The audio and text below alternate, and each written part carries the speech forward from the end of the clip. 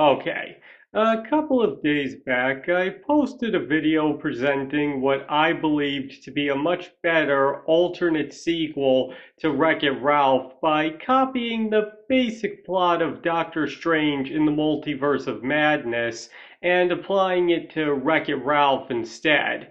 And if you haven't seen that video yet, you should probably go back and watch that video first. The link is in the description, as otherwise what I'm saying in this video won't make much sense to you. And just like with the last video, there will be spoilers ahead for both Ralph Breaks the Internet and the Multiverse of Madness. So if you don't want anything ruined, I suggest you not proceed. Okay, so with all of that out of the way, what I'd like to get into in this video is go deeper into how I wrote that sequel outline by taking inspiration from the Multiverse of Madness. Alright, so if you saw my previous video, you were probably able to see the similarities between my outline and the Doctor Strange sequel. Now obviously there is some stuff I changed, like the virus being completely unsympathetic, while the Scarlet Witch was most definitely sympathetic. But I was going more for the classic Disney villain there, especially because, as a virus, its motivations would make a lot more sense as completely irrational and wanting to cause problems just for the sake of it. Besides, Wanda does act a bit like a classic Disney villain at times, especially when she looks right at the camera. I love it. Seriously, that's what Disney's been missing these days. That sense of menace, dread, and yet still that air of likability in their villains.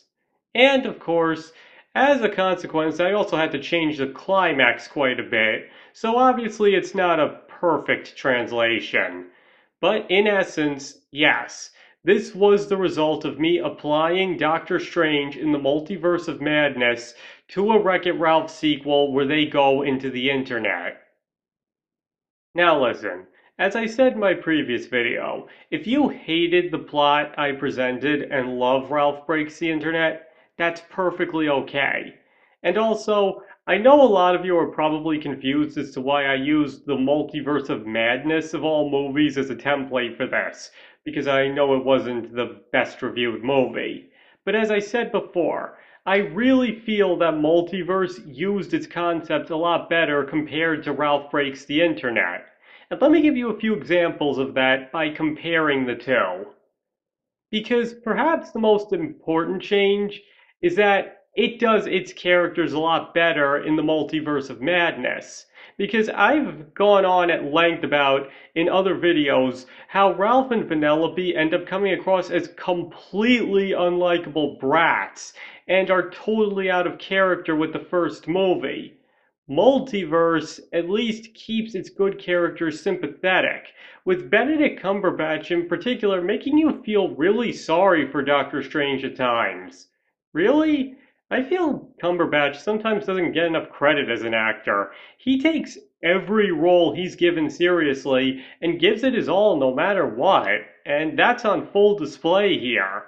And the same goes for America Chavez as well. Really, it's rather impressive how even though she doesn't do much, you really get to see just how hard it is to be this kid. And of course, there's Wanda, where I feel Sam Raimi described it best. That Elizabeth Olsen perfectly portrayed her as, quote, not a bad girl, but somebody who just loves too much. And like I just said, I feel that sums it up perfectly.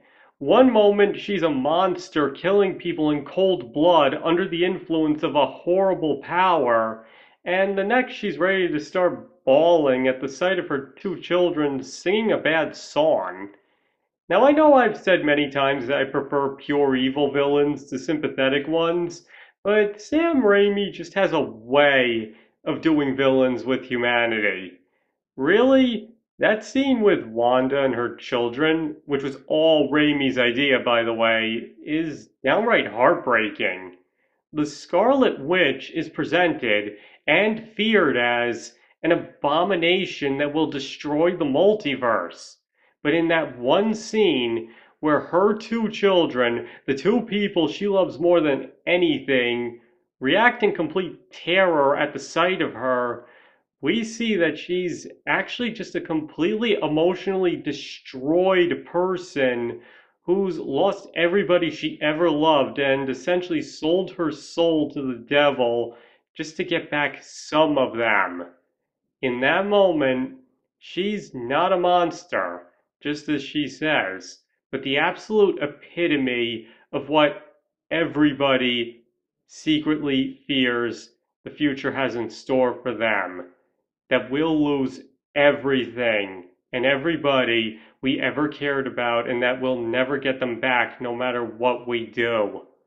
Honestly, it's so tragic that if she isn't dead, I hope Marvel has the decency to give this woman a happy ending eventually. Because if you ask me, she's suffered quite enough. But to get back on topic, and sorry for that little side rant, another thing is the Illuminati and the Disney princesses. Now, as I've said before, I honestly really liked that Oh My Disney scene, and especially the part with all the princesses together. But the unfortunate thing is, they're only there to serve Penelope. Basically, they're only important as far as they can help her and don't really get to be their own characters. And yes, there is that scene at the end where they save Ralph, but as many have pointed out, no matter how cool it was, it really should have been done by the more movie relevant characters. Now, the Illuminati, by contrast, are allowed to be their own thing. They feel like a team that's been fighting together for years and have their own shares of experience. In other words, they feel like their own entity instead of just being there to serve the plot. You get the impression that there's a history behind them, especially in the little touches, such as Strange constantly addressing Black Bolt because he's the one he's most unfamiliar with, as well as Mr. Fantastic actually appearing amused by Strange's sarcasm, in contrast to the other's dead serious demeanor. Again, they feel like real characters instead of just plot devices to be killed off in gruesome fashion. And finally, there's the Sinister Strange scene. Now, personally, I feel that was one of the best scenes in the movie, and especially well acted by Benedict Cumberbatch. Really, it completely blows away the two scenes in Ralph Breaks the Internet with the comment section and Vanellope's talk with Shank. And if you didn't notice, I took heavy inspiration from that scene, as well as the subsequent scene with Strange being harassed by the Souls, for the part where Ralph and Felix are trapped deep within the internet, though with some Disneyifications, of course.